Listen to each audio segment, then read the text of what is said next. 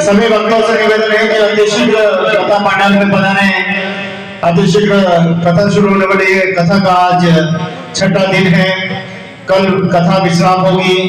आइए सब मिलकर भगवान भोलेनाथ की आराधना करें। ये 2 दिन हमारे लिए बहुत ही महत्वपूर्ण है। जय श्री राम।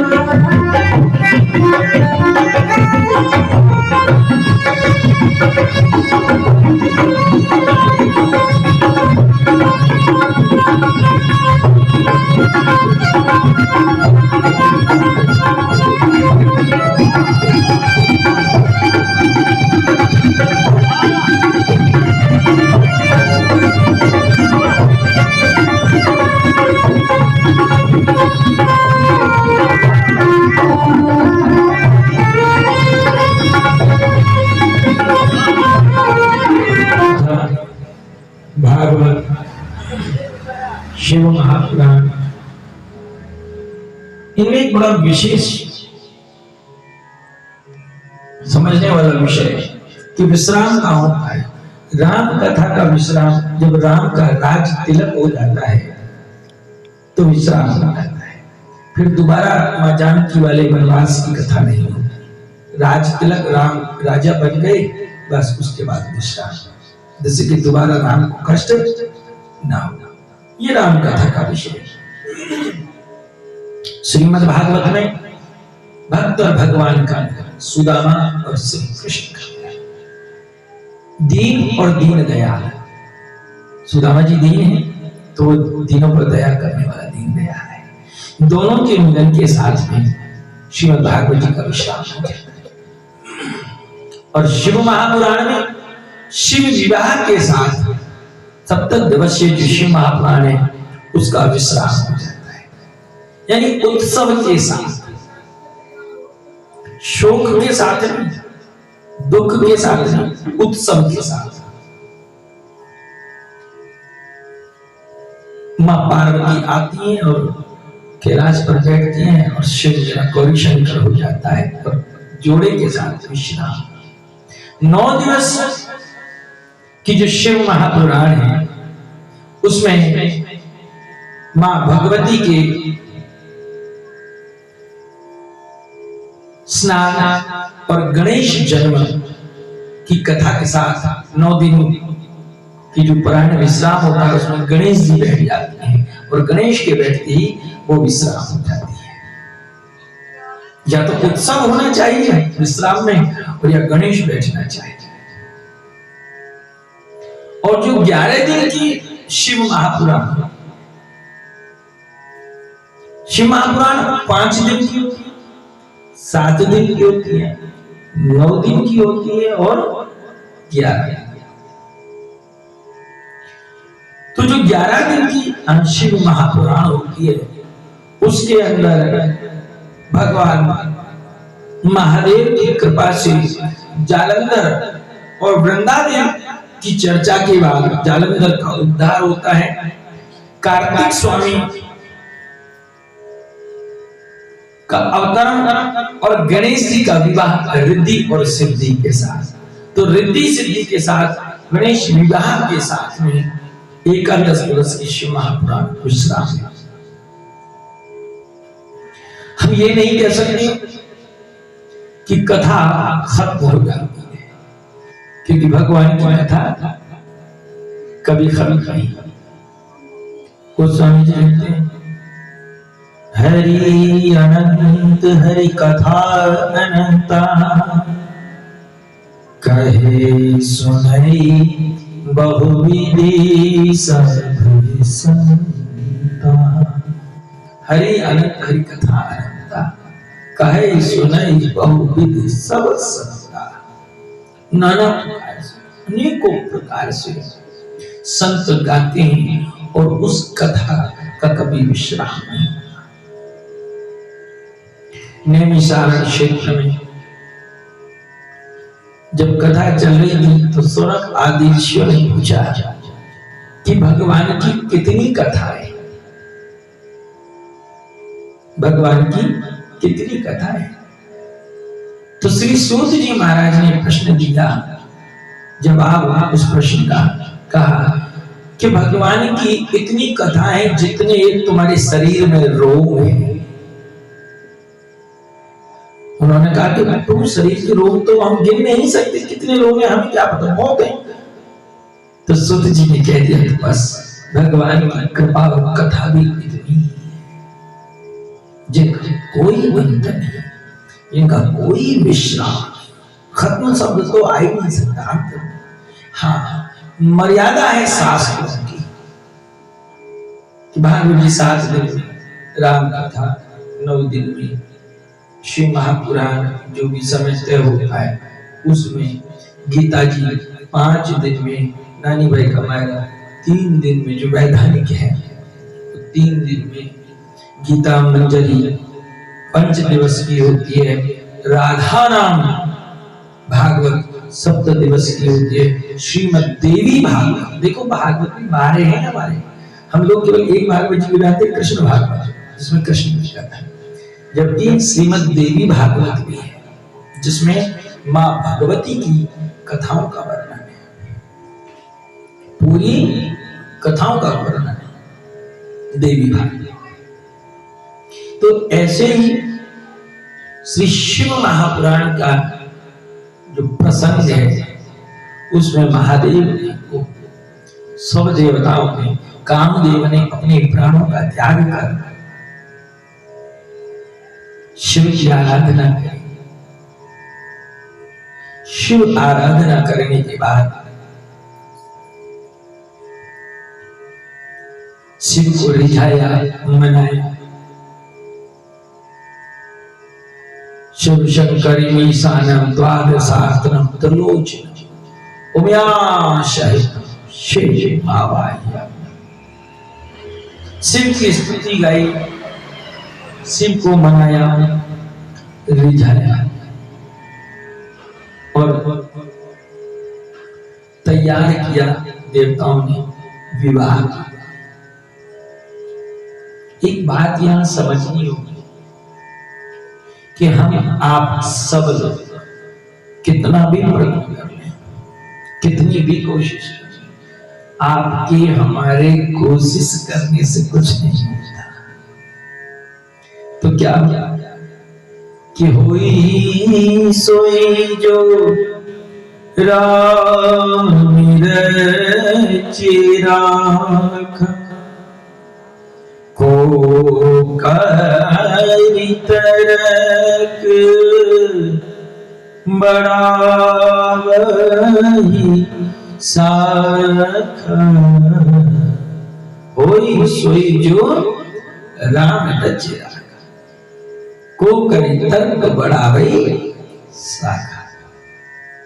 होता वही है जो राम ने लिखा है और कहा है कि राम है रक्षक तो कौन है भक्षक, और राम है भक्षक तो कौन है रक्षक। कि जाको राखे साइया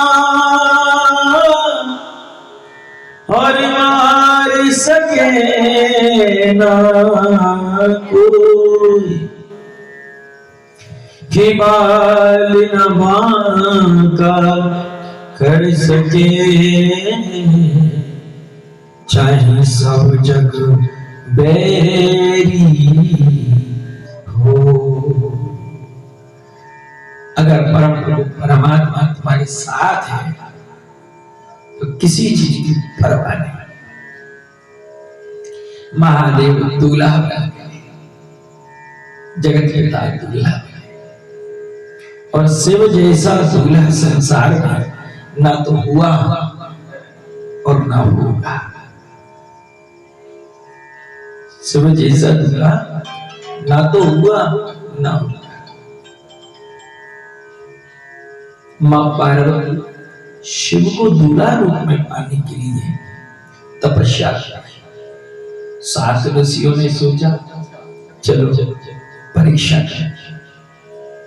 एक बात याद रखना, जब भी तुम भगवान का भजन करने बैठोगे तो 4-5 घटनाएं जरूर होगी। कि क्या सबसे पहले तो आप जैसे भजन करने लगोगे तो फालतू के विचार दिमाग में आएंगे। ऐसे विचार दिमाग में आएंगे जिन विचारों का कोई लेना देना ही नहीं, कोई मतलब ही नहीं। तुम जैसे तैसे विचारों को रोक लोगे, फिर जान लगाओगे तो दूसरे नंबर पे फिर तुम्हें नींद आने लग जाएगी। नींद आने लगे, माला जपोगे फिर नींद आएगी, आलस आ जाए। तीसरा, जब तुम नाम जपोगे तो कोई ना कोई विघ्न जरूर आ जाएगा। कोई ना कोई ऐसी खबर आएगी कि तुम्हारा ध्यान, तुम्हारी साधना टूट जाए, ऐसा बन जाएगा। भगवान महादेव एक ही बात कहते हैं, एक ही चर्चा करते हैं, एक ही विषय है कि अगर आप साधना कर रहे हैं तो पहले मन को साध लीजिए। जैसे जब मां पार्वती जब भगवान का भजन कर रही है पति रूप में प्राप्त करने के लिए, तो 7 ऋषि आए और कहने लगे कि देवी तुम किस अवधूत का भजन कर रही हो? अरे रहने के लिए घर नहीं, ठिकाना नहीं, भोजन नहीं, पानी नहीं, कोई व्यवस्था सुविधा नहीं,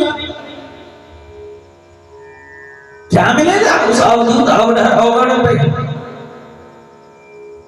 अरे छोड़ो, तपस्या बंद करो, हम तुम्हारा विवाह जगत पालनहार गुण की खान, क्या गुण की खान श्री नारायण भगवान से कर देते। सप्तऋषियों ने क्या लोग दिया कि हम आपका विवाह शिव को छोड़ दो, आप कब्या नारायण के साथ करते हैं। तो मां पार्वती ने कितना सुंदर जवाब दिया कि हाँ आप सत्य कह रहे कि विष्णु के समान कोई सुंदर नहीं, और गुणों की खान है विष्णु, लेकिन वो गुणों की खान है और मेरा महादेव जिसमें तो अवगुण का कोई स्थान ही नहीं है। मेरे महादेव में अवगुण का कोई स्थान नहीं है। सुंदर है मैं जानती हूं नारायण, लेकिन शिव सत्यम शिवम सुंदर है। शिव सत्य के साथ सुंदर है। शिव अपना रूप कभी नहीं बदलता, कभी त्याग नहीं करता। नारायण पल पल छिन छिन अपने रूप बदलते रहते हैं, लेकिन जो सत्य है वो चराचर जगत में सत्य है। जैसा महादेव अंदर है और वैसा ही बाहर ही दिखता है, समाधिस्थ है। मुझे कुछ भी नहीं चाहिए, मैं तो शिव को ही पति रूप में पाने का भजन कर रहे हैं। हे गौरी शंकर अर्धांगनी सरदार शंकर प्रिया यथा मां कुरु कल्याणी कांता कांत सुदुर्लभ। हे ऋषियों, जैसे कांता को कांत दुर्लभ है, कांता को कांत, अच्छा कांता कौन और कांत कौन है? कांता किसे कहते हैं? बहुत से आपने देखा ना मोहल्ले में अपनी बेटियों की बहू नाम की क्या नाम है? कांता। कांता का अर्थ क्या है? कांता का मतलब है मां लक्ष्मी का पर्यायवाची है कांता। लक्ष्मी को कहते हैं कांता और कांत कहते हैं नारायण। तो श्लोक क्या कहता है कि कांता कांत सुदुर्लभ, कि जिस प्रकार से लक्ष्मी को नारायण दुर्लभ है, जबकि लक्ष्मी समर्थवान है लेकिन फिर भी चरण दबा रही है, वो डरती है कि नारायण चला ना जाए, सेवा कराती है। ऐसे ही मैं भी अपने शिव की सेवा करना चाहती हूँ और मुझे लक्ष्मी का भी मोह नहीं। मैं तो व्यक्त वैराग सन्यासन बनकर अपने बाबा की सेवा करना चाहती हूँ।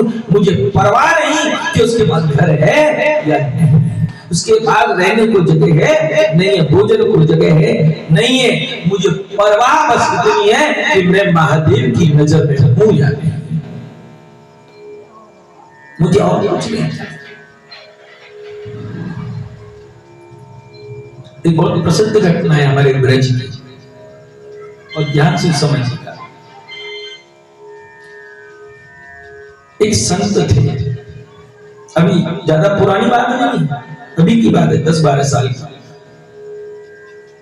10-12 साल पहले उन्होंने शरीर त्याग किया। वो जन्मजात अंधे थे। क्या थे? अंधे थे। और लेकिन उनमें एक आदत थी बचपन से, अंधे थे, माता पिताओं ने ज्यादा ध्यान नहीं दिया, पढ़ाया लिखाया है नहीं।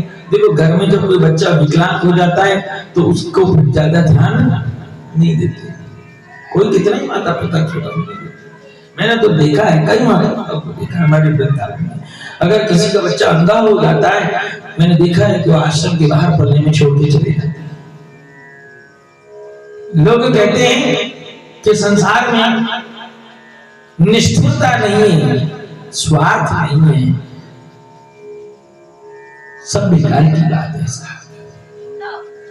बच्चा विकलांग हो जाए तो माता पिता भी उसका त्याग कर देते हैं, हम आंखों से देखते हैं प्रत्यक्ष।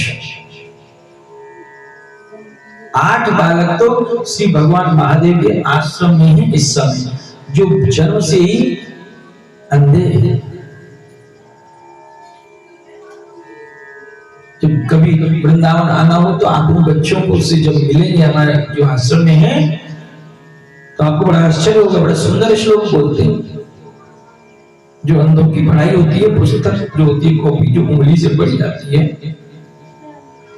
आप हम लोग आंख वाले जितना सुंदर शुद्ध नहीं पढ़ सकते जितना वो बिना आंख वाले ब्रेन लिपि बोलते हैं उसको पढ़ लेते हैं, बड़ा सुंदर पढ़ते हैं, बहुत सुंदर, गजब। तो बचपन से अंधा था, लेकिन उसमें एक आदत थी कि रोज बरसाने में पैदा हुआ था, तो वो रोज सुबह श्री ठाकुरानी के, श्री लाडली जी के प्रेम आराधनी स्वरूप में श्री राधा सरकार के 700 सीढ़ियां हैं नीचे से ऊपर तक चढ़ने में, कितनी 7। लेकिन वो जो बालक अंधा था वो रोज सुबह उन सीढ़ियों से चढ़कर जाता, राधा रानी के दर्शन करता, और करके फिर धीरे धीरे आंख वाले लोग 1 घंटे में आ चले जाते थे, वो सुबह 6 बजे चलता, क्योंकि पकड़ पकड़ के धीरे धीरे जाता था। 6 बजे जाता और जब दर्शन करके लौटता तो दोपहर के 12 बज जाते। जो धीरे धीरे जाना, धीरे धीरे आना, और राधा रानी की सीढ़ियों पर बहुत ज्यादा भीड़ होती है, तो कई बार धक्के में गिर भी जाता है। जीवन के 35 वर्ष उसने इस नियम से निकाले। जीवन के 35 वर्ष, कितने 35 साल, एक ही नियम जीवन का, रोज जाना और रोज उतर के आना। और क्या करने जाता? राधा रानी के क्या करने जाता, बोलिए? दर्शन करने। अब गजब की बात एक देखिए, जब उसके आंख ही नहीं है तो वो दर्शन किसके करता है? भाई जिसकी आंखें होंगी वही तो दर्शन करेगा। लेकिन 35 साल से वो जा रहा है, आखिर दर्शन किसके कर रहा है? बोलिए शंकर भगवान की जय। 35 साल से जा रहा है रोज लाडली जी के दर्शन करने, लेकिन आश्चर्य की बात है आंखें नहीं है, पर वो दर्शन किसके कर रहा है? जब 35 वर्ष का हो गया तो देखो ब्रजवासी जो बालक होते हैं ना, वो थोड़े हंसी मजाक करने वाले होते हैं। तो एक दिन कुछ बालकों ने सोचा कि ये बाबा बेचारा रोज परेशान होता है, आज क्यों ना इससे पूछ ले। उसकी आदत ही रोज जाता तो लाडली जी का जो जगमोहन स्थान है जहां लाडली जी विराजती है, उसके बिल्कुल पीछे एक खंबा लगा है जहां कोई धक्का मुक्की नहीं होती, और वो जाता और उस खंबे से चिपक करके मुंह उधर कर लेता जिधर लाडली जी। खंबे को इसलिए पकड़ता कि अंधा है, कोई धक्का न दे, भीड़ बहुत होती है बरसात। वहां खड़ा रहता, घंटों खड़ा रहता, और घंटों खड़े रहने के बाद अंत एक दिन उसी समय पर कुछ लड़कों ने कहा कि बाबा, अरे तुम अंधे हो, तुम यहाँ रोज आते हो, तुम यहाँ रोज आते हो। बहुत सावधानी से समझिएगा इस कथा कि तुम रोज आते हो, घंटों ऊपर चढ़ते हो, घंटों में नीचे उतरते हो, परेशान हो जाते हो, और तुम राधा रानी के दर्शन करने, अरे तुम तो अंधे हो, तुम्हें दर्शन होते ही नहीं, क्यों परेशान होते? अरे राधा राधा राधा नाम नीचे जप लो। तुम यहाँ क्यों आते हो, क्यों परेशान होते हो? बुढ़ापा आने को जा रहा है, धक्के खा रहे हो, गिर रहे हो, पड़ रहे हो, घुटने टूट रहे हैं, क्या तुम्हें अकल नहीं है? क्या पागल हो गए हो? सुनता है। जब वो चुप हुए तो उस अंधे व्यक्ति ने क्या कहा, उस संत ने क्या कहा, ध्यान दीजिएगा। ये पंक्ति बहुत बहुत बड़ी बात है, ये वेदों का सार है जो उस व्यक्ति ने कहा। उस संत ने उसने कहा कि हाँ सच कह रहे हो, घंटों मेरा खराब हो जाता है, आता हूँ जाता हूँ, गिरता हूँ, ठोकरें खाता हूँ, रोज घुटना मेरा टूट जाता है, रोज फूटता है, रोज मेरे शरीर से लहू गिरता है, मैं रोज आता हूँ और खंबे से चिपक कर राधा रानी के दर्शन करता हूँ। और तुमने कहा कि तुम अंधे हो, तुम अंधे हो, तुम्हें दर्शन नहीं होता है, ये बात भी सही है, लेकिन प्यारे मैं अंधा हूँ, वो ठकुरानी अंधी नहीं है, वो अंधी नहीं है, वो देख रही है कि मेरा लाल रोज मुझे आता है, मुझे वो नजर में आए ना एक परवाह नहीं, उसकी नजर में मैं आ रहा। हम ठाकुर को देख पाए ना देख पाए कोई बात नहीं, उसकी नजर में आ जाओ, ये बहुत बड़ी बात है। एक बार एक व्यक्ति था हमारे यहाँ कल्याण में छपा है, छोटा सा ही लेख है, बड़ा सुंदर लेख है। एक व्यक्ति था, रोज भगवान कृष्ण के सामने बैठकर रोज गीता सुनाता, 20 वर्ष हो गए गीता सुनाते सुनाते सुनाते। कितने? 20 वर्ष। भगवान कृष्ण ने सोचा कि चलो आज इसकी परीक्षा ले जाते हैं। याद रखना, अगर आप सत्य में हो और नियम में हो तो परीक्षा होना तय है, क्योंकि याद रखना परीक्षा वही देगा और परीक्षा वही अध्यापक लेगा जो नियमित रूप से कक्षा में पढ़ने नहीं जाएगा। जो जाएगा ही नहीं उसकी क्या परीक्षा होगी। सो आज 20 साल से रोज गीता सुनाता, रोज गीता सुनाता। भगवान ने सोचा कि आज इसकी परीक्षा करें। भगवान ने सपने में दर्शन दिए और कहा कि अरे वो पागल, परीक्षा लेने बुला, ये कन्हैया बड़ा चतुर है, हाँ ये बहुत खतरनाक आदमी है। सो तुरंत कहा, अरे वो बावले मूर्ख, तू 20 साल से गीता सुना रहा है, तू सब गलत उल्टा सीधा से सुना रहा है और तुझे इसका पुण्य नहीं मिलेगा, तेरे 20 साल की मेहनत बेकार हो गई। भगवान ने क्या कहा, जिससे कि उसका मन डूब जाए, उसका मन उदास हो जाए, छोड़ दे, फिर पाठ ना करे। तो क्या कहा कि तू उल्टा सीधा पाठ कर रहा है, इससे तो तुझे पाप लग रहा है, पुण्य नहीं मिल रहा है, इस पाठ का कोई मतलब नहीं है, तेरा व्यर्थ गया तेरा पाठ। जैसे भगवान ने कहा, बड़ा उसकी नींद खुली, उसने तो हरे राम मुझे द्वारकाधीश दर्शन ले गए। अब तो गया, तुरंत पट खोला, जहाँ गीता रखी थी उसके पास मंजीरे रखे थे, तब तो मंजीरे बजा बजा खूब खूब नाचे, खूब खूब नाचे, कहते पूरी रात नाचने लगा। भगवान सोचने लगे पागल है, मैंने कहा कि तेरे पाप हुआ, पुण्य नहीं हुआ, तू जो कर रहा है उल्टा सीधा कर रहा है, इसका क्या, तुझे कुछ नहीं मिलेगा, कोई लाभ नहीं, और ये तो और उल्टा नाच रहा है। भगवान प्रत्यक्ष हो गए, प्रकट हो गए, पहले तो सपने में थे और अब प्रकट हो गए। प्रकट होकर के कहने लगे कि अरे वो बावले भगत, मेरे को एक बात समझा कि मैंने तुझे कहा कि तू गलत बात कर रहा है, उल्टा सीधा कर रहा है, तो तुझे दुख होना चाहिए, तू नाचने लग गया, तुझे दुख नहीं हुआ, तू कैसा है? तो भगत हंस के कहने लगा, परमात्मा हे नारायण, मैंने बात उल्टा किया सीधा किया, मुझे परवाह नहीं, मुझे तो खुशी इस बात की कि 20 साल से तुम सुन तो रहे हो, मैंने उल्टा किया सीधा किया मुझे परवाह नहीं, लेकिन तुम 20 साल से सुन रहे हो, मेरे लिए यही बहुत है। उल्टा नाम जपत जग जाना और वाल्मीकि ब्रह्म समाज। आप पाठ सीधा करो, उल्टा करो, कोई बात नहीं, जानकर सीधा करो, अनजाने में त्रुटि हो जाए तो कोई बात नहीं, बस इतना कह देना, हे गोविंद मंत्रहीनम क्रियाहीनम भक्तहीनम सुरेश्वरा। मैं मंत्र नहीं जानता, मैं भक्ति नहीं जानता, मैं क्रिया नहीं जानता, मैं केवल इतना जानता हूं कि तू मेरा है और मैं तेरा हूं, इसके अलावा कुछ नहीं जानता।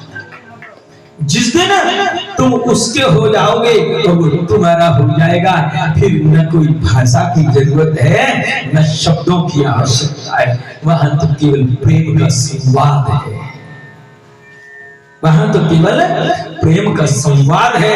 और जहां प्रेम का संवाद होता है वह आंखों में अश्रु होते हैं और होठ मौन रहते हैं, क्योंकि बोलती आंखें हैं और श्रोता हृदय है। सो आज सप्त ऋषियों ने भगवती से कहा, छोड़ दो महादेव के भजन तपस्या, आज नहीं करना नारायण से सिवा। लेकिन क्यों धो कारी कामर पे और चढ़े न दो जोर। आप सफेद कोई कपड़ा है उस पर कोई दूसरा रंग लगाओ, कितनी देर में लग जाएगा? 1 सेकंड लगेगा।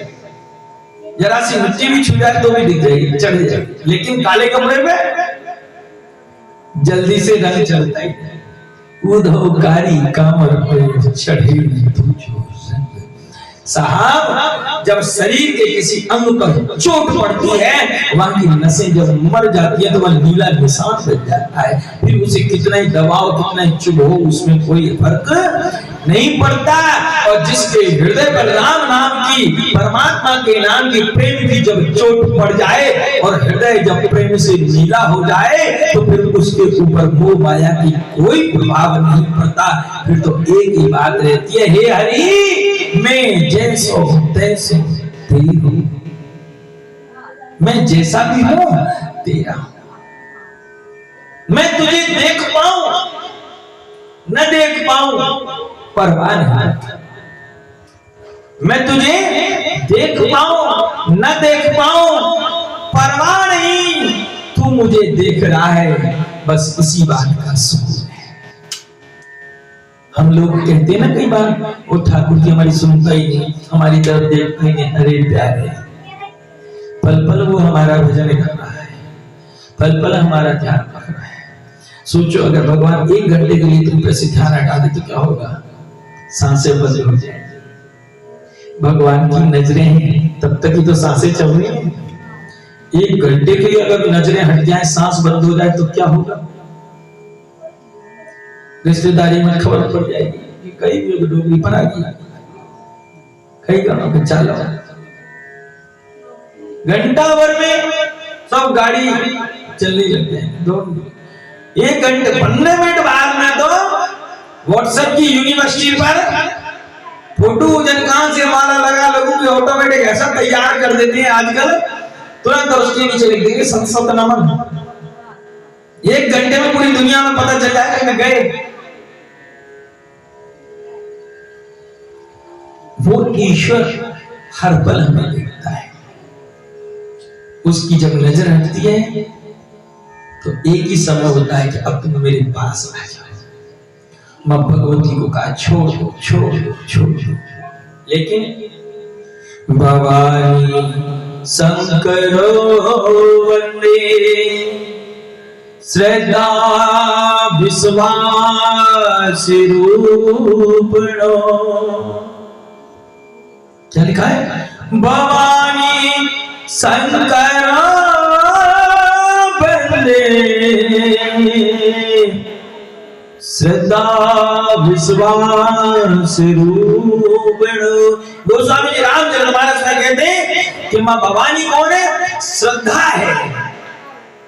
कौन है? श्रद्धा है और शिव विश्वास है। आप भक्ति करिए और आपके मन में श्रद्धा नहीं है तो आपकी पूजा का कोई मतलब नहीं। आपके मन में श्रद्धा नहीं है तो कोई मतलब नहीं, और आपके मन में श्रद्धा पूरी है भगवान के लिए पर विश्वास नहीं है तुम्हारा काम है कि नहीं है, मरद बेर जी होने कि नहीं होने, मेरी माता जाने होने कि नहीं होने, तो फिर क्या है? श्रद्धा है पर विश्वास नहीं तो भी मामला 0 समझा का कुछ नहीं चलता।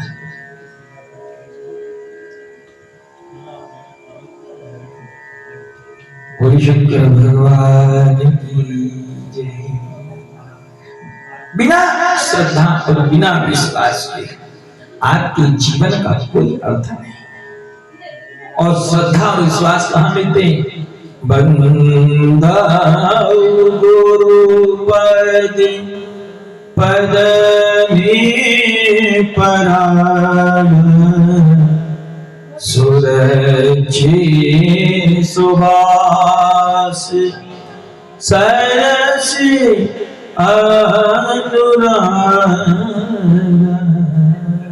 पार्वती को शिवपति के रूप में मिले, उससे पहले कौन मिल रहे हैं? सप्तऋषि मिल रहे हैं। यहाँ तय हो जाता है कि बिना संत और बिना गुरु के भगवंत नहीं मिलता, चाहे वो जगत जननी क्यों ना हो। मां पार्वती की ऐसी अटल निष्ठा को जब देखा तो सातों ऋषियों ने हाथ उठाए और भवानी से कहा है कि देहु वर तोरे भवानी। आज तुरंत क्या कहा? देव वर तुम्हें भवानी, जो जगत की जननी है, जो सबको आशीर्वाद देती है, उन्हें सप्तऋषि आशीर्वाद दे। और क्या कह रहे हैं कि मिले वर रूप तुम्हें श्री त्रिपुरारी। त्रिपुरारी कौन? भगवान महा।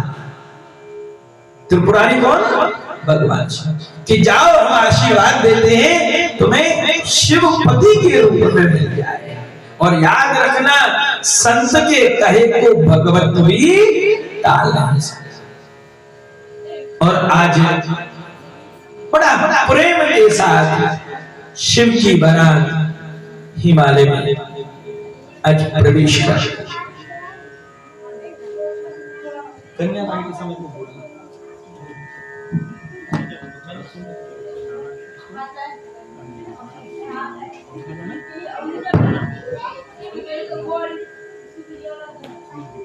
सुनील जी को रात में मिल जाए, ये तो कहते दिन में जाने, ये भोलेनाथ के साथ रहेंगे जो रात में जाए। बोलिए शंकर भगवान की। देखिए वो शायद आपको ड्यूटी जाना है तो कन्यादान एक बार कर लेते हैं, फिर उसके बाद कथा। तो वैसे भी आज कथा ज्यादा नहीं है। कन्यादान होने के बाद में शिव का पानी ग्रहण और केवल आसन विराजना है। कथा आज की 35 से 40 मिनट की है, लेकिन आनंद कम से कम घंटा भर लगेगा, क्योंकि मम्मी पापा का ब्याह है। हेलो, बोलिए शंकर भोलेनाथ की जय हो। भगवान भोलेनाथ, भगवान ठाकुर जी के आशीर्वाद से आज कथा का विश्राम होगा। इधर से आना, इधर से। इसी क्रम में कथा के लिए हमें सहयोग प्राप्त हुआ है। श्रीमान गोपाल जी सुतार साहब, आपकी ओर से 1100 रुपए का सहयोग। एक बार जोरदार ताली से स्वागत कर रहे। मैं सभी के नाम बोल रहा हूँ। बनवारी जी दास मेरा की आपकी ओर से 1100 रुपए का सहयोग प्राप्त हुआ। जोरदार ताली से बजाते रहे। विपुल जी सुतार साहब, आपकी ओर से 21 रुपए का सहयोग प्राप्त हुआ है। जोरदार तालियों के साथ स्वागत अभिनंदन करें। सुनील जी कुमावत साहब, आपकी ओर से 1100 रुपए का सहयोग पूर्व में प्रदान हुआ है। जोरदार तालियों के साथ स्वागत। माया हर हर महादेव गुप्त दान, मैया की ओर से 500 रुपए गुप्त दान में प्राप्त हुआ। जोरदार तालियां। बेरूलाल जी सुल्तान साहब की ओर से हमें 1100 रुपए का सहयोग प्रदान हुआ है। गुप्त दान 500 रुपए का सहयोग प्रदान हुआ है। नीमा जी लोहार माँ चामुंडा की कृपा से 1100 रुपए का सहयोग हमें प्रदान हुआ। जोरदार तालियों के साथ स्वागत। बड़े ही भाव के साथ देखिए आज शिव का विवाह है और शिव के विवाह में आप मुख्य यजमान सुनील जी भाई साहब कुमावत आपका परिवार मुख्य, एक बार जोरदार तालियों से स्वागत अभिनंदन करें। आपकी ओर से कन्यादान में 21,000 रुपए का सहयोग प्रदान हुआ है। जोरदार तालियों से। आपने 1100 रुपए भी पहले दिए हैं और आपने 21,000 रुपए और भी सहयोग आप प्रदान कर रहे हैं, आपका बहुत बहुत धन्यवाद। आपकी ओर से मुख्य यजमान की ओर से कन्यादान में आपने चांदी की गाय, बिलपत्र चांदी का और बिचौड़िया और पायल की जोड़ी और चांदी की तुलसी की माला और वस्त्र इस पूरे विवाह में आपने दान किया है। विवाह में जोरदार तालियों से स्वागत और अभिनंदन पूरा अपने मातेश्वरी के लिए और भगवान भोलेनाथ के विवाह में।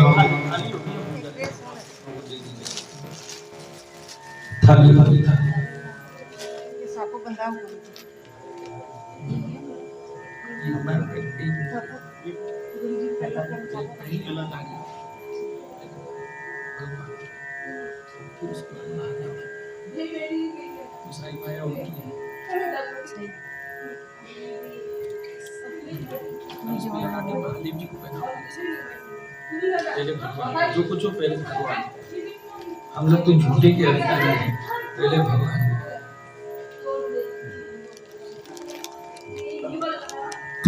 हेलो प्रहलाद जी कुमावत साहब की ओर से मैं 501 रुपए का अभी सहयोग प्राप्त हुआ। जोरदार तालियों से स्वागत करें। आपका बहुत बहुत धन्यवाद कथा में सहयोग करने के लिए। आप सभी ने दिल खोलकर सहयोग किया है।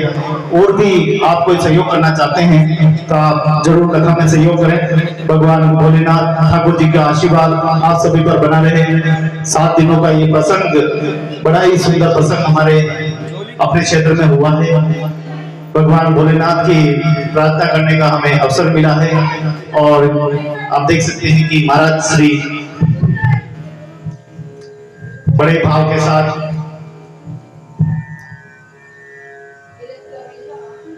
सुनील जी भाई साहब का इसमें बहुत बड़ा आपके परिवार का बहुत बड़ा सहयोग रहा है। पूरे आपने महाराज श्री की सेवा, पूरी कथा की सेवा और अतिथि संस्कार की सेवा, भोजन की नियमित आपके यहाँ महाराज जी ने किया। जोरदार ताली से स्वागत करें। आप सभी ने कराया होगा, प्रत्यक्ष रूप से आप सभी का धन्यवाद, आप सभी का आभार।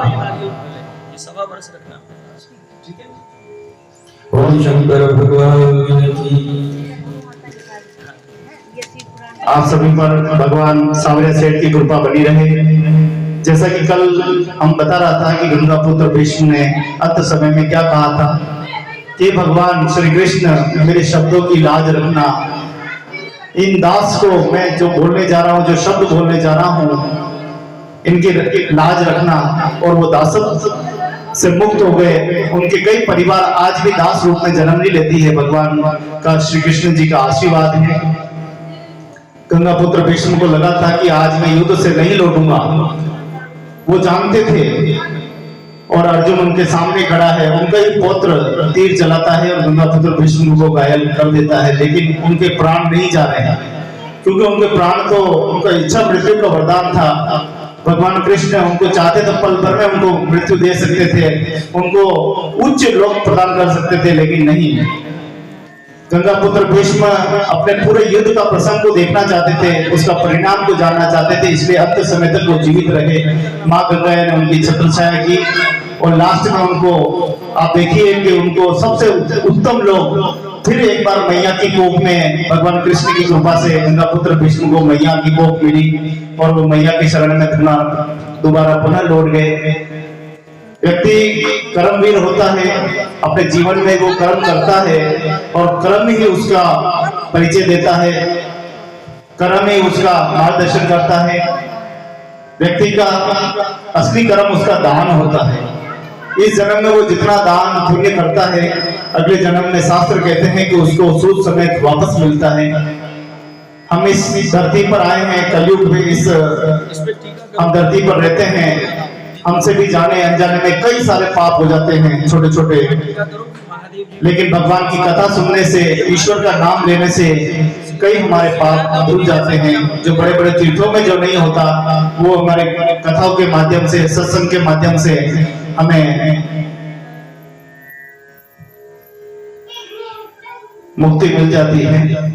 बड़े भाव के साथ आप सभी ने इस कथा में सहयोग दिया है। आप सभी का बहुत बहुत धन्यवाद, बहुत बहुत आभार। जो भी कथा में पधारे हैं उन सभी का बहुत बहुत धन्यवाद। माताओं का, बहनों का, भाइयों का, बच्चों का, पितरों का, दादाओं का और सभी मैयाओं का बहुत बहुत धन्यवाद, बहुत बहुत आभार। वरदान के और फाउंडेशन महाराज श्री की ओर से बहुत बहुत धन्यवाद। ऐसे ही भक्ति करते रहें, अपने जीवन को इसी प्रकार सफल बनाते रहें।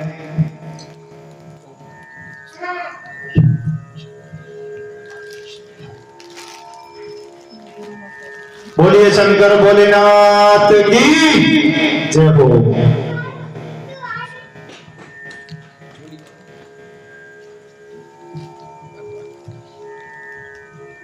आप सभी के भंडार ठाकुर जी बने रखे।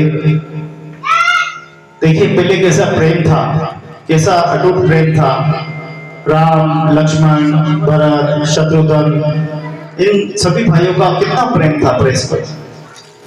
जब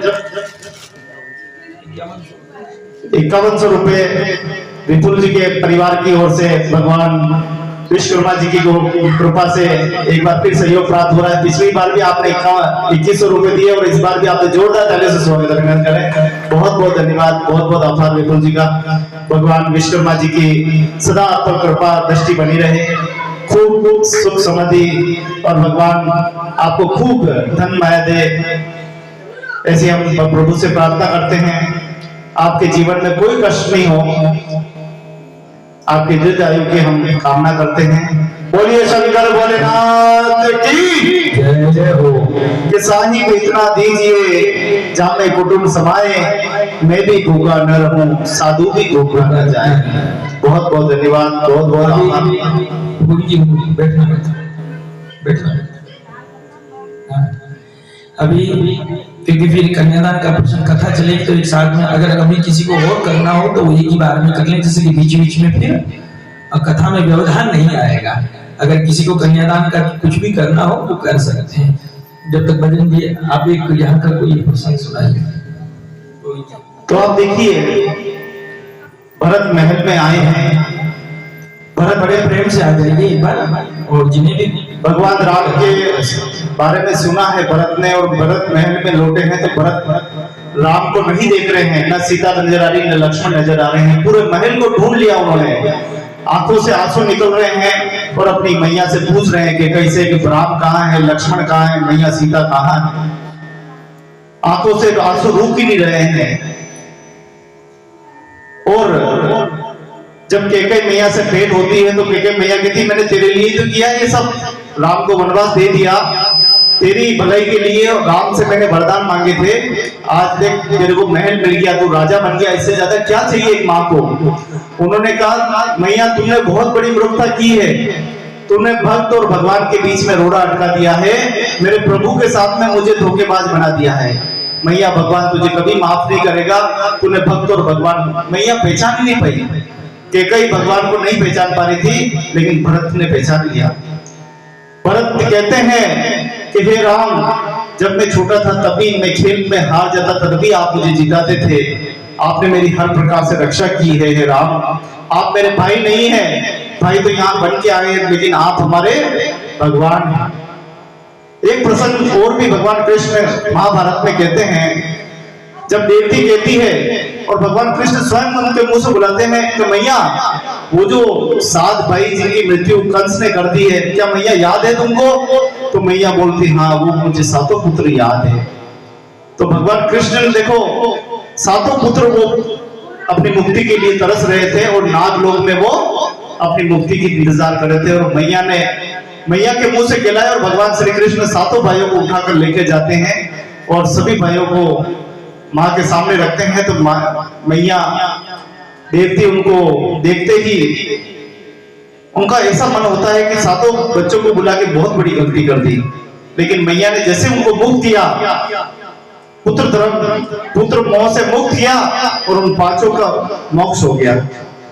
तो मैया क्या कहती, भगवान श्री कृष्ण को कहती है, हे नारायण, हे श्री कृष्ण, हम तो सिर्फ मिट्टी के पुतले हैं, जन्म लेते हैं, मर जाते हैं, लेकिन दरअसल में आप मेरे पुत्र नहीं हो, हम आपके पुत्र हैं। पहली बार मैया ने कहा है हम आपके पुत्र नहीं, आप हमारे पिता हैं, आप जगत पिता हैं, आप नारायण हैं, आप स्वयं भगवान हैं।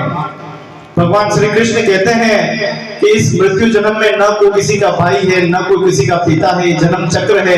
कभी मैं किसी का पिता बन जाता हूँ, कभी कोई मेरा पिता बन जाता है। ये जन्म चक्र चलता रहता है, किसी पे शोक नहीं करना चाहिए।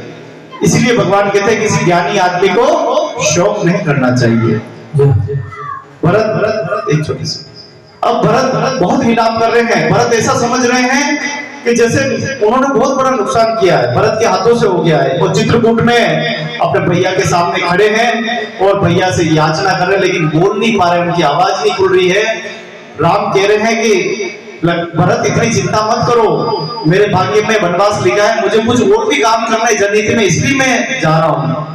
लेकिन भरत कह रहे नहीं भैया, ये मेरी वजह से हुआ है, मेरी वजह से तुम्हें 12 वर्ष का वनवास मिला है, इसलिए आपके राज सिंहासन पे मैं कभी नहीं बैठूंगा।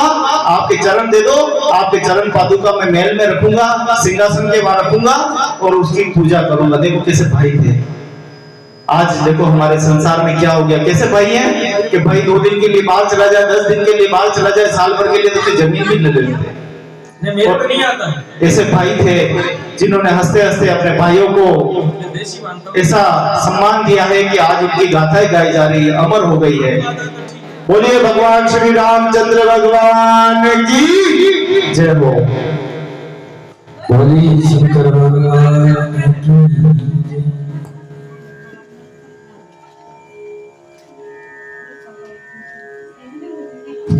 बड़े ही भाव के साथ, आपको आता है? मेरे को नहीं आता। तो कहीं में वाली बड़े ही भाव के साथ कहते हैं कि बड़े बड़ाई ना करे, बड़े न बोले बोल, रहमन हीरा कब कहे लाख हमारे मोल। ये कैसे संसार है जैसे सेवा फूल, दिन 10 के त्योहार में झूठे रंग न भूल। ए भगवान, कोई गलती होगी तो माफ करना, क्षमा करना। ये 4 दिन का त्योहार है, हम 4 दिन के लिए आते हैं और चले जाते हैं। ईश्वर तो गलतियों का पुतला होता है। इंसान ईश्वर जैसा नचाते हैं वैसा नाचते रहते हैं। असली खिलाड़ी तो और ईश्वर के हाथ में है। हम तो सिर्फ उनके बनाए हुए माटी के पुतले हैं। इस जन्म में आए हैं, मैं तो कहता हूं कि हम मानव बनकर आए, खाली इंसान बनकर चले जाए वही हमारे लिए बहुत बड़ी बात है। और ये आपके प्रेम भाव, ये आपका विश्वास, ये सनातन के प्रति आपकी भक्ति, भगवान के प्रति भक्ति, ईश्वर के प्रति भक्ति, आपका बहुत बहुत धन्यवाद, बहुत बहुत साधुवाद। आप पर प्रभु कृपा ऐसी बनी रहे और आपको कोई कष्ट नहीं आए। हमारे इस पूरे एकलिंगपुरा क्या पूरा हमारे बुदेलपुर में कभी भी बुरी छाया ना आए, ऐसी हम प्रार्थना करते हैं प्रभु से। जिस प्रकार से महाराज श्री को प्रेम मिला है और महाराज ने कहा था कि गोविंद जी आप चिंता मत करो, इस गांव से हम निराश नहीं जाएंगे। ये एकलिंगपुरा गांव है, भगवान एकलिंग नाथ के नाम पे है। और देखिए वैसे ही आज सेवा हुई है, वैसे ही आज आपकी करुणा हुई है, कृपा हुई है। और ये कथा बिल्कुल प्रसन्न भाव से संपन्न होने जा रही है। जोरदार तालियों से स्वागत, अभिनंदन, बहुत बहुत धन्यवाद।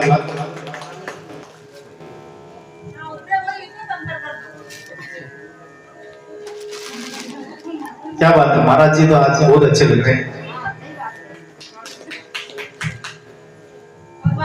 थारा चरणा में शीश नवायो, गुरु जी में निहाल हो गयो। ओ छोड़े दुनिया ने तारे द्वारे आयो, गुरु में निहाल हो गयो। भीड़ लागे है बकरी सुहावनी, ओ भीड़ लागे है बका है सुहावनी।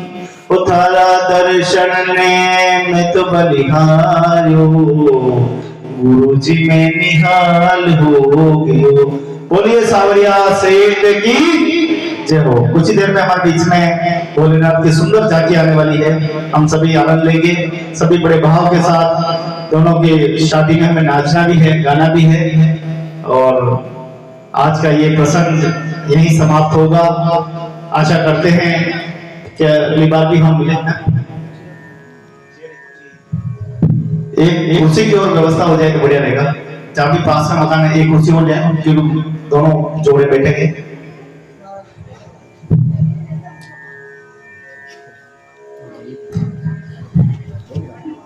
बोलिए शिव शंकर भोलेनाथ की जय हो। बड़े भाव के साथ आप सभी का बहुत बहुत धन्यवाद।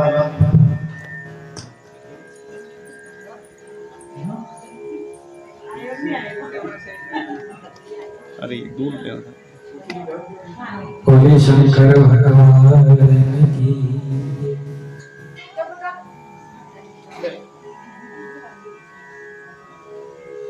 साफ कहेंगे ऐसे लग रहे हैं जैसे जन्माष्टमी पे नंद बाबा बन जाए ना, ऐसी भावना आ रही। जैसे होली पे आपने कभी ब्रज की होली पे गए हो तो वहां जब एक दिन तो वहां बरसाने की होली होती है, एक दिन नंदगांव की होली होती है। तो एक दिन तो ग्वाल जाते हैं बरसाना, सब किशोरी जी के महल में रंग करने और सखियों से होली खेलने, और अगले दिन फिर बरसाना की जितनी भी सखियां वो सब नंदगांव में आती है लठ लेके, फिर लठ मारो। तो उस समय पे ऐसे ही तैयार होते हैं, तो ऐसा ही लग रहा है जैसे होली है लड़ाई है। बोले शंकर भगवान की जय। देखिए मैंने एक चर्चा करी थी कि कथा, कल भी मैं एक निवेदन कर रहा, बहुत गहराई से बात को समझना। नहीं जानते कि मंत्र कल्याण करेगा कि नहीं करेगा। कथाओं का बहुत कहते हैं ना, हमें पुण्य मिलता है कि नहीं मिलता है, क्या है क्या नहीं। एक बात बहुत गहरा समझ लेना, बहुत गहरी बात। ईश्वर की जिस पर कृपा होती है उसी को सत्संग का और कथाओं का लाभ मिलता है। बाकी हर किसी को। मैंने प्रसंग सुनाया था कि गधे पे हीरा था और सुनार पे, तो हीरा इसलिए फट गया क्योंकि सुनार से वो हीरा कह रहा था कि वो तो कुम्हार तो बेचारा नादान था जो मेरी कीमत नहीं जानता, तू मेरी कीमत जान करके भी तूने मेरी कीमत नहीं लगाई, दुख में फट गया। कल कौन सा दिन है बताइए, आपको फिर इस कथा का पूरा रहस्य समझा दूंगा।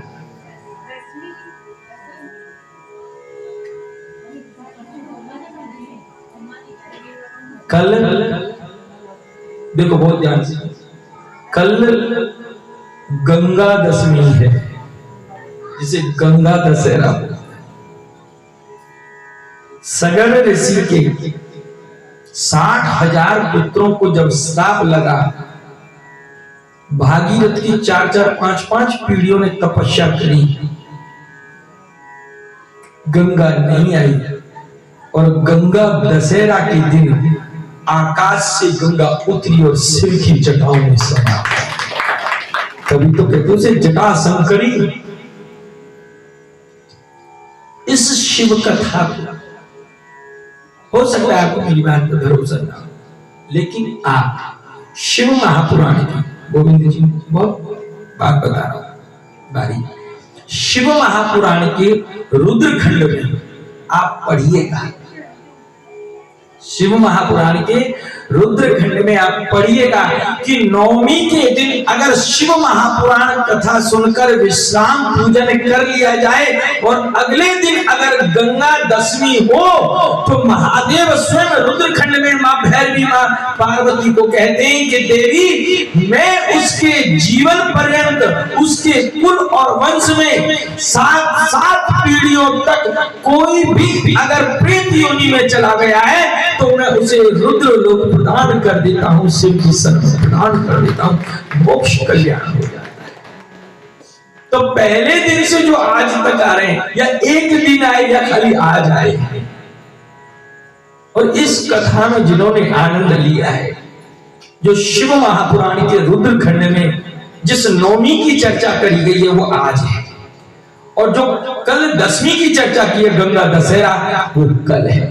कल ही के दिन मां गंगा प्रकट हुई थी इस पृथ्वी पर, क्योंकि गंगा तो देवलोक में बहती है, लेकिन जैसे ही प्रकट हुई और भारतवर्ष में सबका कल्याण किया, विष्णु के चरणों से निकलकर शिव ने अपनी जटाओं में रखी और संसार में प्रकट करी है। कल आप सबसे मेरा एक निवेदन है, हम लोग गंगा स्नान करने नहीं जा सकते। अगर कोई गंगा किनारे है तो उसे कल गंगा स्नान करना चाहिए।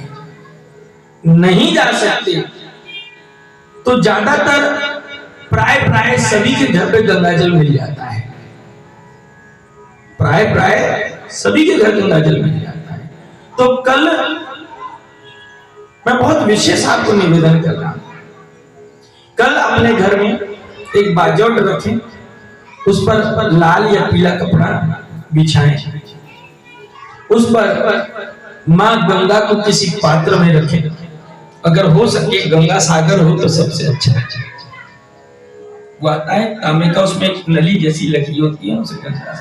और आपको ही मैं एक और छोटी मुझे बात याद आ गई, जो कपिल मुनि ने, जो गंगा सागर जाते ना लोग स्नान करने के लिए, वो कल 10वीं के दिन ही कपिल मुनि ने गंगा सागर में ये वरदान दिया था कि 10वीं के बाद अगर कोई गंगा सागर कभी जाए तो 10वीं को जो गंगा स्नान करने से पुण्य मिलता है वही गंगा सागर स्नान करने से मिलता है। तो कल आप अपने घर पे बाजौट पर एक सुंदर सा, अगर हो सके तो कांसे का थाल, नी हो तो पीतल का थाल, नी हो तो लास्ट में लोहे लकड़ स्टील का थाल, लेकिन बनते हुए कांसे का, नहीं हो तो पीतल का। उस थाल को ले, उसमें सुंदर स्वस्तिक बनाए, स्वस्तिक बनाकर और तांबे के पात्र में, गंगा सागर ना हो कोई बात नहीं, लोटा होगा, उसमें मां गंगा, और अगर आप पर गंगा मंत्र आता है तो ठीक, और नहीं आवे तो एक मंत्र है, हरि हर गंगे, हर हर गंगे नहीं, हरि हर गंगे। हरि माने विष्णु और हर माने महादेव। विष्णु के चरणों से निकली शिव की जटाओं में समाई है मां गंगा, हम पर कृपा कर, हम आ सके ना आ सके तेरी चौखट पर आज हम तेरे सन्मुख बैठे अपने पितृ पूर्वजों के कल्याण के लिए तेरी पूजा करते हैं। हम सबके ऊपर कृपा कर और हमारे पितृ पूर्वजों को मुक्त कर दे। मां गंगा की पूजा करें, श्रृंगार चढ़ाएं, क्योंकि स्त्री स्वरूप है मां गंगा, श्रृंगार चढ़ाएं, वस्त्र चढ़ाएं, जो भी आपकी श्रद्धा है वो चढ़ाएं, आरती करें। और उसके बाद जब आप मां गंगा से स्नान करें उस समय विशेष ध्यान रखिएगा कि आप ऐसी जगह पर स्नान करें कि वो जल या तो कच्ची मिट्टी में चला जाए, नाली में नहीं जाना चाहिए, गुसल खाने में या कहीं भी आप स्नान कर रहे हैं तो वो जो जल है वो सीधा गंदे स्थान पर न जाए और किसी कच्चे स्थान पर चला जाए। ऐसी जगह पर स्नान करें। कल के दिन गंगा में स्नान करने से आपको वही फल मिलता है, वही पुण्य मिलता है जो भागीरथ को मिला है, जो शिव ने सबको मोक्ष दिया है। तो कल मां जटा शंकरी भगवान शिव की जटाओं से प्रकट होकर जगत का कल्याण करेगी। बोलिए गंगाधर भगवान की जय। अब कथा की ओर। मां पार्वती जब भजन कर रही हैं और सातों ऋषियों ने कहा कि आप त्रिपुरारी पति रूप में प्राप्त हो, और इधर मां पार्वती घर गई हैं। रानी मैना ने जो मां पार्वती का मां बनने का गौरव प्राप्त किया है। पार्वती की मां का नाम क्या है? क्या नाम है? मैना। जिसके मन में मैं नहीं होता उसी के घर में जगत जननी होती है। मां मैना के घर में मां मैना से कहा कि बाबा ब्याहने आ रहे हैं। आज रानी मैना ने मां पार्वती का सुंदर श्रृंगार किया और आज आसन पर बिठाया। बड़े प्रेम से भाव से शिव की अगुवाई करी है। कहते हैं जब शिव द्वार पर खड़े थे और रानी मैना आरती कर रही थी तो रानी मैना दीपक जलाना भूल गई। क्या जलाना भूल गई? आरती में दीपक होता है ना। तो सखियों ने कहा, अरे मैना तूने अपशकुन कर दिया। क्या कहा? तूने अपशकुन कर दिया। द्वार पर शिव जमाता के रूप में प्रकट हुए, तूने दीपक जलाना भूल गई। तो रानी मैना मुस्कुराई और कहने लगी, अरे जिसकी आरती करोड़ों सूर्य मिलकर के करते हो, उसके सामने मेरे दीपक का कोई मोल नहीं। मेरा शिव तो स्वयं प्रकाश है। सूरज को दीपक दिखाने से कोई मतलब नहीं होता। आज बड़ा सुंदर स्वागत किया, सम्मान किया। और जैसे आज अंदर लिया, और जैसे अंदर लिया है आज, और बड़े प्रेम से भाव से भगवान महादेव का मां शैलजा के साथ, शैलपुत्री के, शैल किसको कहते हैं? पर्वत का पर है शैलजा, शैलपुत्री यानी हिमालय, पार्वती यानी पर्वत की पुत्री का विवाह महादेव के साथ किया। ओम तदेव लग्नं सुदरं तदेव ताराबलं चंद्रबलं तदेव विद्याबलं देवबलं तदेव लक्ष्मीपते स्मरण। और आज मेरे महादेव अब महादेव नहीं है, कौन हो गए? बोलो गौरी शंकर भगवान की जय। नमः पार्वती पतये हर हर महादेव, हर हर महादेव। और आज मां पार्वती को बड़े भाव से विदा किया, और मेरे महादेव आज मां पार्वती को लेकर कैलाश पर विराजे आसन पर। और आज मेरे गौरी शंकर भगवान की सब देवता आरती उतारते हैं, और भगवान आज पुनः कैलाश पर विराज गए। शिव महापुराण के इस विराजने के दर्शन के साथ हम भी भगवान से यही प्रार्थना करें, हे महादेव आप भी हमारे घर में मां भगवती अन्नपूर्णा के साथ कृपा कर विराजें, और हमें भी आप अपने श्री चरणों में रुद्र लोक प्रदान करें। बोलो शंकर भगवान की जय। ओम पूर्णाधरि परापत सुपूर्णा पुनरापत वसने विक्रीणा एकमोर्जग सतक्रतो स्वाहा। बोले शंकर भगवान की जय। और इसी प्रसंग के साथ गौरी शंकर के साथ शिव महापुराण विश्राम लेता है। और अब भगवान महादेव की जोड़ी का पूजन का आनंद ले लें, फिर उसके बाद आरती और शिव पुराण का विश्राम, शिव विवाह हमारे स्थान के साथ होता है।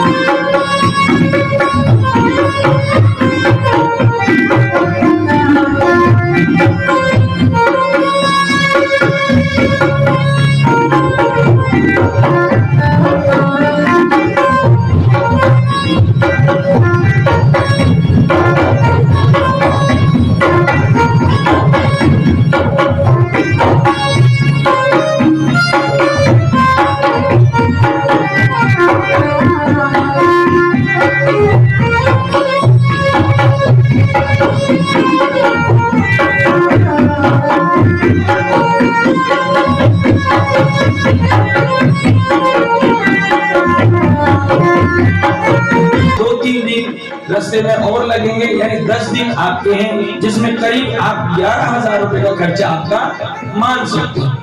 उसमें भी क्या है कि मोटा मोटी अगर अपन छोटा हिसाब लगा करके देखें तो आपको 1,000 रुपए रोज का अगर खर्चा पड़ता है तो उस 1,000 रुपए रोज में आपको दोनों समय का भोजन, दोनों समय का आपका नाश्ता और आपके जहां भी होटल धर्मशाला में जो रुकने की व्यवस्था है वो सारी व्यवस्था एक व्यक्ति की हो जाएगी। क्योंकि आज अगर हम कहीं जाते हैं तो 100 रुपए रोज का के हिसाब से एक समय का भोजन एक व्यक्ति का मान सकते हैं और दोनों समय का 200-250 रुपए का हो जाता है।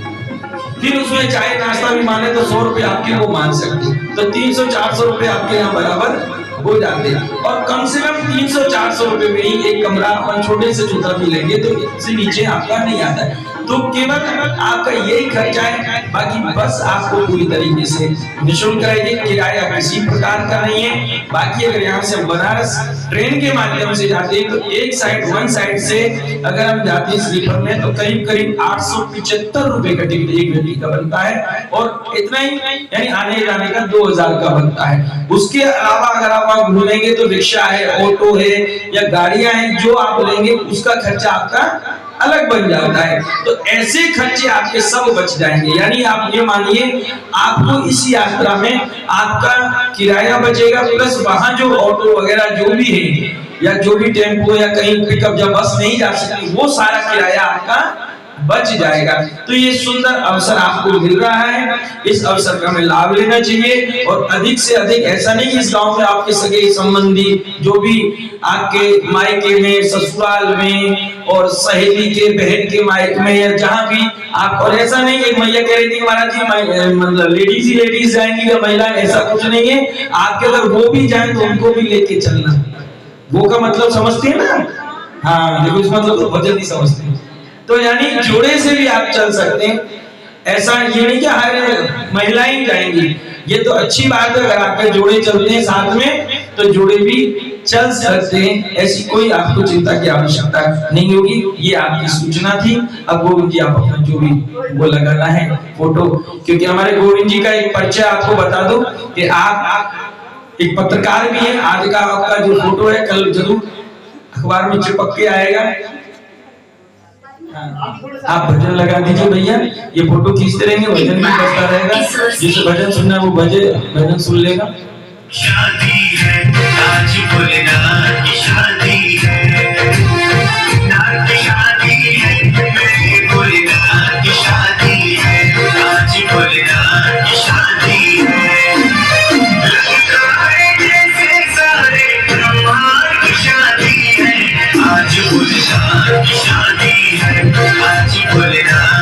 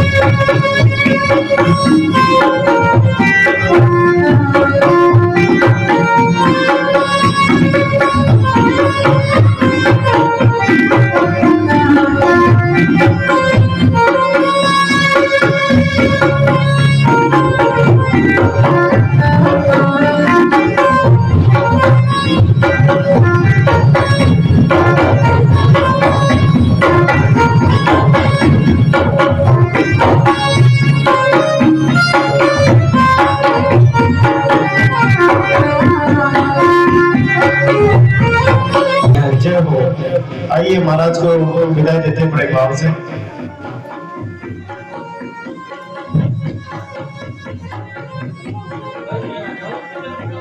अच्छा बाद में जाएंगे है ना, ठीक है। बोले श्री शंकर भोलेनाथ की जय। मिलन आज तक था, मीठी मीठी तालियों के साथ सभी ताली हो जाएंगे और अब भोजन को स्मरण भी करेंगे। मिलन आज तक था हमारा तुम्हारा, मिलन आज तक था हमारा तुम्हारा, रही जिंदगी तो मिलेंगे दोबारा, रही जिंदगी तो मिलेंगे दोबारा। अरमानों के दीप जलते रहेंगे, हमको सच बात मिलते रहेंगे, जाने फिर कब मिलेगा ऐसा नजारा, रही जिंदगी तो मिलेंगे दोबारा। सब भक्तों से मेरा यही है कहना, भूल चूक हो गई तो माफ कर देना, यूं तुमसे बिछड़ना हमको न गवारा, कथा को श्रवण कर भूल न जाना, प्रभु के चरणों में ध्यान तुम लगाना, इसी से बनेगा मुकद्दर तुम्हारा, रही जिंदगी तो मिलेंगे दोबारा, मिलन 7 दिन का हमारा तुम्हारा, मिलन 7 दिन का हमारा तुम्हारा। बोलिए श्री शंकर भोलेनाथ की जय हो। बड़े भाव के साथ, बड़ी ही भक्ति के साथ हमने 7 दिनों का ये प्रसंग संपन्न किया है। जो प्रत्यक्ष रूप में पधारे, जिन्होंने कथा में सहयोग दिया, उनका कोटि कोटि धन्यवाद। और आशा करते हैं कि इसी प्रकार से प्रभु भक्ति आप पर बनी रहे। जो आए उनका भी धन्यवाद, जो नहीं आए उनका भी धन्यवाद, जो माइक के माध्यम से घर बैठकर सुन रहे हैं उनका भी धन्यवाद। कम से कम भक्ति कान तक तो पहुंची। ऐसे ही अगर हम आप सभी के सहयोग से अगर भक्ति वहां तक कान तक पहुंच गई हो और उन्होंने भी अगर प्रभु का एक बार जयकारा कर लिया हो, तो हमें लगता है कि हमारी कथा करने का यहाँ सार्थक हो गया है। बहुत बहुत धन्यवाद, आप सभी का आभार। इसी प्रकार से प्रभु भक्ति करते रहें, स्मरण करते रहें, सभी कष्ट प्रभु पे छोड़ दें और प्रभु को समर्पण भाव से इसी प्रकार भक्ति करते रहें। तो पारा जी कुछ बोलना चाहते हैं? करते ही नहीं। हाँ, भक्ति। बोले शंकर भगवान की। इसका सारा प्रसारण भक्ति शक्ति और संस्कृति चैनल पे है। आप भक्ति शक्ति और संस्कृति चैनल यूट्यूब पर लिखेंगे, आपको सारे वीडियो मिलेंगे, 7 दिन के वीडियो मिलेंगे। आप शेयर भी कर सकते हैं, गांव में भी भेज सकते हैं कि इतनी अच्छी कथा हुई। जो नहीं आए हैं कम से कम वो यूट्यूब के माध्यम से देख लेंगे तो प्रभु उन पे भी कृपा दृष्टि करें, ऐसी प्रार्थना है। और महाराज श्री का बहुत बहुत धन्यवाद कि हमारी उदयपुर की इस धरती पर आकर सनातन का प्रचार कर रहे हैं, हम लोगों को जगा रहे हैं। स्वयं भी जागो, दूसरों को भी जागो। बहुत ही सुंदर बात कही है कि मैं जागूं तो मेरा परिवार जागे, मेरा परिवार जागे तो मेरा गांव जागे, गांव जागे तो देश जागे, और देश जागे तो दुनिया जागे। जगाने का काम महाराज जी कर रहे हैं। प्रधान KR फाउंडेशन के द्वारा कर रहे हैं। आपके द्वारा दी गई सभी सहायता, सभी राशि आप जो प्रेम से भाव दी है, इसका 100% सदुपयोग होता है। इसकी रसीद भी कटती है और महाराज श्री स्वयं इसके संस्थापक है। इसके पूरी दान की राशि गरीब बच्चों में, गौ माताओं में और जहां आवश्यकता है वहां महाराज जी खर्च करते हैं। आपने देखा होगा अभी दुनिया कोविड से गुजरी थी और आप महाराज जी कम से कम 27 से 28 हजार लोगों की मदद, उस समय भी राशन की मदद की थी। और ये मदद कहां से हुई थी? 21,000 लोगों की मदद की। ये मदद कहां से? आप ही लोगों ने मदद की। इसीलिए महाराज श्री तो माध्यम बनते हैं। महाराज श्री को कोई लोभ, कोई लालच नहीं है। महाराज श्री तो प्रेम से कहा कि एक व्यक्ति भी अगर लास्ट तक बैठा रहेगा तो भी मैं कथा स्मरण करता रहूंगा। ये हमारे लिए बहुत बड़ी बात है। हम बहुत भाग्यशाली हैं कि ऐसे मनसागिरी महाराज जी के नेतृत्व में हमें भक्ति का, शिव महापुराण का रसपान का आनंद मिला है। एक बार आप सब महाराज जी का कोटि कोटि प्रणाम, कोटि कोटि धन्यवाद।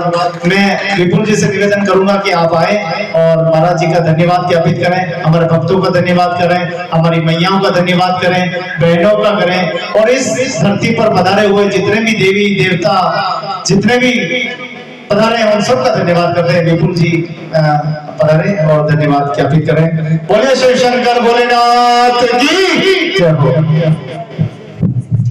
हेलो, जय बोलो महादेव जी की। परम गुरु गुरुदेव जी मनसा गिरी जी और एकलीपुरा से पधारे हुए सभी माताओं बहनों और पितातुल्य और भाई बहनों, मतलब आपने जो 7 दिन तक आपको ये कथा सुनाई, उनके लिए जो बता रहे उनको लिए बहुत बहुत धन्यवाद। और ऐसा प्रोग्राम अच्छा हुआ हमारे एकलीपुरा में, गांव की शोभा बढ़ेगी, इसलिए गुरु जी का हम कोटि कोटि धन्यवाद प्रदान करते हैं। बहुत बहुत धन्यवाद विपुल जी का। बोले शंकर भगवान की जय। अब इस धर्म सभा को ए भैया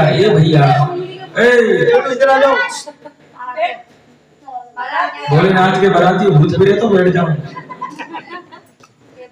श्री भगवान की कथा का यहाँ विसर्जन हो रहा है। अंतिम चरण रह गया है, यानी जब कोई विदा होता है तो उसे तिलक और चावल करते हैं। तो अभी भैया खड़े हो जाएंगे अवधेश जी और नारियल पर तिलक और चावल करके शिव महापुराण को इस प्रकार से आप लोग विदा करें, जिससे कि अगली बार महादेव आए हैं। और अगली बार कौन आना चाहिए? नहीं, राम कथा आ गई, भागवत जी आ गए, अब शिव महापुराण आ गए, बाबा आ गए, तो कौन आना चाहिए? अब मैया आनी चाहिए। क्या आनी चाहिए? मैया आनी चाहिए। और आप लोग अभी से तैयार। अब की बार तो चलो आपने कहा कि नहीं, अब की बार इतने लोगों से कह के जा रहा हूं, पहले तैयारी अभी से शुरू कर देना। हिंदू सनातन धर्म का जब संवत्सर प्रारंभ होता है, चैत्र का महीना, और चैत्री नवरात्रि अब की बार हम एकलिंगपुरा में ही करेंगे। ये तय रखें। और माँ के 9 दिन उस नवरात्रि में 9 दिन संध्या वेला में शाम को माँ भगवती की देवी कथा रखेंगे और उसका आनंद लेंगे। तैयारी अभी से करेंगे। और जो भी यात्रा में जाने को तैयार हो रहे हैं वो बड़े प्रेम से तैयार होंगे, एक दूसरे को तैयार करेंगे बड़े आनंद से। एक छोटी सी सूचना और मुझे भी स्मरण आ गई है, मैं दे देता हूँ। श्रावण के महीने में उदयपुर में वरदान केयर फाउंडेशन के जितने भी सदस्य हैं उनके द्वारा मिलकर के 108 कुंडीय यज्ञ होने की तैयारी में है, चल रहा है। और उस यज्ञ में हम सब लोग सम्मिलित होंगे। श्रावण के महीने में सभी लोग अगर हो सके तो आप उस यज्ञ का आनंद लेंगे। जय महादेव, जय जगदम्बे। अब एक बार जो जोड़ा हो, एक बार जोड़ा के तिलक कर ले, फिर सब नारियल के तिलक चावल करें, जैसे कि मैं भी उतर जाऊं और ठाकुर जी के स्थान आ जाइए। एक बार गोविंद जी, हाँ एक बार आ जाइए, फिर उसके बाद में एक एक करके जो जोड़े हैं वो आ जाए, एक एक करके आ जाए। और शिव महापुराण को हमें विदा करना है बड़े भाव के साथ। 7 दिनों तक नहीं, 9 दिनों तक विराजी रहे। ये हमारे लिए, हमारे गांव के लिए बहुत बड़ी बात है। शिव महापुराण कथा का होना, मनसागिरी महाराज का यहाँ पधारना, आप सभी भक्तों की यहाँ लीला होना, बच्चों की भूमिका, बहनों की भूमिका, खड़े हो जाएंगे, पितरों की भूमिका, सबकी भक्ति की ये बड़ी बहुत बड़ी भूमिका है। शिव महापुराण पर तिलक अक्षत कंकुश को बोलते हैं, वो करके सब विदा करेंगे। सब आए धीरे धीरे, सब जितने भी लोग, जिसे कोई ये ना कहे कि मैं रह गया, गंगा में सबका साझा है। आगे तरक्की करती हूँ। और आगे तरक्की में जाओ। श्री कृष्ण गोविंद हरे मुरारी, हे नाथ नारायण वासुदेव। श्री कृष्ण गोविंद हरे मुरारी, हे नाथ नारायण वासुदेव। एकमात्र स्वामी सका हमारे, एकमात्र स्वामी सका हमारे, हे नाथ नारायण वासुदेव। श्री कृष्ण गोविंद हरे मुरारी, हे नाथ नारायण वासुदेव। कृष्ण कृष्ण राधे कृष्ण, कृष्ण कृष्ण हरे हरे, हरे राम हरे कृष्ण, कृष्ण कृष्ण हरे हरे, हरे कृष्ण कृष्ण कृष्ण राम राम हरे हरे। ओ श्री कृष्ण गोविंद हरे मुरारी, हे नाथ नारायण वासुदेव। श्री कृष्ण गोविंद हरे मुरारी, हे नाथ नारायण वासुदेव। एकमात्र स्वामी सका हमारे, एकमात्र स्वामी सका हमारे, हे नाथ नारायण वासुदेव। श्री कृष्ण गोविंद हरे मुरारी, हे नाथ नारायण वासुदेव। तारों में ढूंढा तुझे, हर सूरज में पाया है। ओ तारों में ढूंढा तुझे, और सूरज में पाया है। और शाम तुझे मिलने का, और कान्हा तुझे मिलने का, सत्संग ये बहाना है। और दुनिया वाले क्या जाने, ओ मेरा रिश्ता पुराना है। हरे कृष्णा कृष्णा कृष्णा राधे कृष्णा, हरे हरे, हरे रामा हरे कृष्णा, कृष्ण कृष्णा हरे हरे, हरे रामा हरे कृष्णा, कृष्ण कृष्णा हरे हरे। अच्युतम केशवम कृष्ण दामोदरम, राम नारायणम जानकी वल्लभ। अच्युतम केशवम कृष्ण दामोदरम, राम नारायणम जानकी वल्लभ। कौन कहते हैं भगवान आते नहीं, कौन कहते हैं भगवान आते नहीं। तुम एक लिंगपुरा के भक्तों के जैसे बुलाते नहीं, तुम एक लिंगपुरा के भक्तों जैसे बुलाते नहीं। अच्युतम केशवम कृष्ण दामोदरम, राम नारायणम जानकी वल्लभ। अच्युतम केशवम कृष्ण दामोदरम, राम नारायणम जानकी वल्लभ। कौन कहते हैं भगवान खाते नहीं, कौन कहते हैं भगवान खाते नहीं। बेर सबरी के जैसे खिलाते नहीं।